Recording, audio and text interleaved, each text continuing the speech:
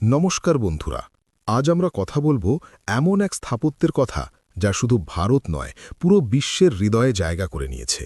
এমন এক স্মৃতিসৌধ যা প্রেমের প্রতীক, শিল্পের শ্রেষ্ঠ নিদর্শন এবং সময়ের পরীক্ষায় উত্তীর্ণ এক বিস্ময়, তাজমহল।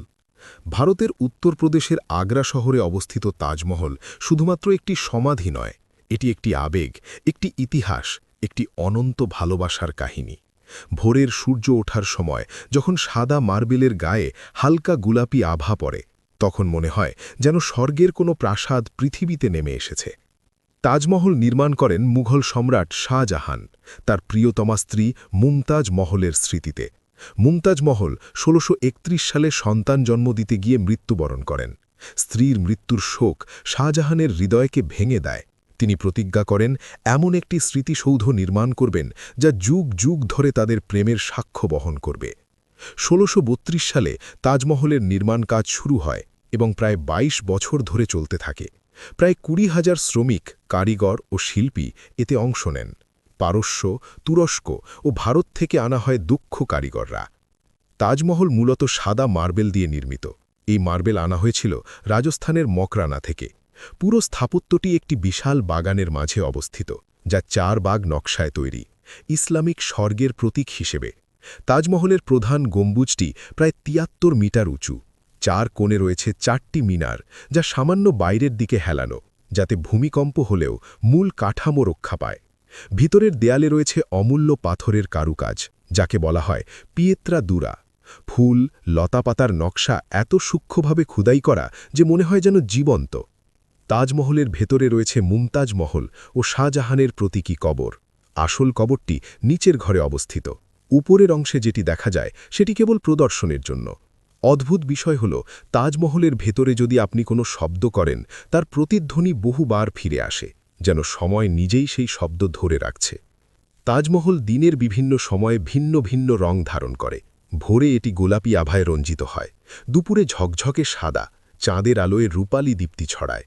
এই পরিবর্তন যেন জীবনের বিভিন্ন পর্যায়ের প্রতীক, যৌবন, পরিণতি ও চিরন্তনতা। ইতিহাসের এক মর্মান্তিক অধ্যায় হল শাহজাহানের শেষ জীবন। তার ছেলে ঔরঙ্গজেব তাকে বন্দী করেন আগ্রার দুর্গে।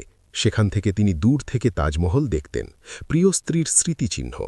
১৬৬৬ সালে শাহজাহানের মৃত্যু হলে তাকে মুমতাজের পাশেই সমাহিত করা হয়। এভাবেই তাদের প্রেম চিরন্তন হয়ে থাকে। ১৯৮৩ সালে ইউনেস্কো তাজমহলকে বিশ্ব ঐতিহ্যবাহী স্থানের মর্যাদা দেয়। ২০০৭ সালে এটি বিশ্বের নতুন ৭ আশ্চর্যের তালিকায় স্থান পায়। প্রতি বছর প্রায় ৭ থেকে ৮ মিলিয়ন পর্যটক এখানে ভ্রমণ করেন।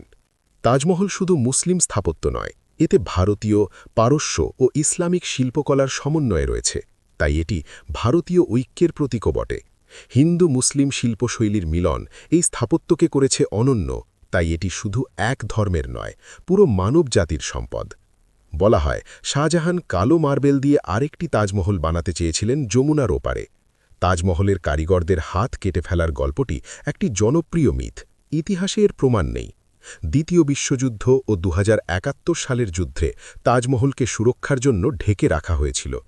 বর্তমানে বায়ু দূষণের কারণে তাজমহলের সাদা মার্বেল হলুদেটে হয়ে যাচ্ছে, তাই সরকার তাজ ট্র্যাপিজিয়াম জোন তৈরি করেছে, যাতে শিল্প কারখানার দূষণ কমানো যায়।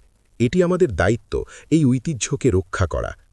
তাজমহল আমাদের শেখায় ভালোবাসা কখনো মরে না, সময়ের সাথে সব কিছু বদলে যায়, কিন্তু সত্যিকারের প্রেম অমর থাকে। যখন কেউ তাজমহলের সামনে দাঁড়ায়, তখন সে শুধু একটি স্থাপত্য দেখে না, সে অনুভব করে এক গভীর আবেগ। বন্ধুরা, তাজমহল শুধু পাথর আর মার্বেলের সমাহার নয়, এটি একটি গল্প, ত্যাগের, ভালোবাসার, শিল্পের ও চিরন্তনতার। আজকের ভিডিও যদি আপনাদের ভালো লেগে থাকে, তাহলে লাইক, শেয়ার ও সাবস্ক্রাইব করতে ভুলবেন না। পরবর্তী ভিডিওতে আবার দেখা হবে নতুন কোনো ইতিহাস, নতুন কোনো রহস্য নিয়ে।